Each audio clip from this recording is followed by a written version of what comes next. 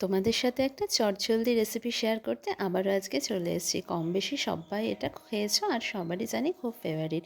তো চলো কীভাবে আমি ভাত ভাজি বানাচ্ছি সেটাই শেয়ার করি।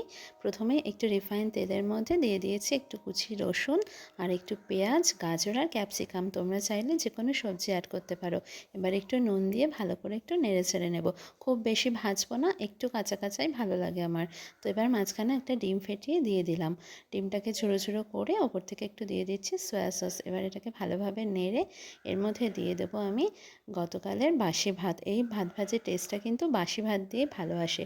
ফ্রেশ টাটকা ভাতে কিন্তু এই ভাত ভাজির টেস্টটা আসবে না। এবার ওপর থেকে একটুখানি ভিনেগার ছড়িয়ে দিয়ে নেড়ে চেড়ে ভাত ভাজিটা রেডি হয়ে গেছে। এবার এর সাথে খাওয়ার জন্য একটা স্পেশাল চাটনি বানিয়ে নেব।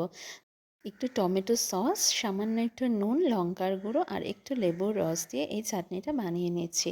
এটা দিয়ে ভাত ভাজি খেতে জাস্ট অসাধারণ লাগে। তোমরা কিন্তু একবার অবশ্যই ট্রাই করে দেখো। তো আমি কিভাবে বানাই তোমাদের সাথে শেয়ার করলাম। তোমাদের যদি ভালো লাগে তাহলে অবশ্যই জানিও। তোমার ভাত ভাজি একদম রেডি হয়ে গেছে। এবার গরম গরম খেয়ে নেওয়ার পালা। তো সবাই খুব ভালো থেকো। টাটা।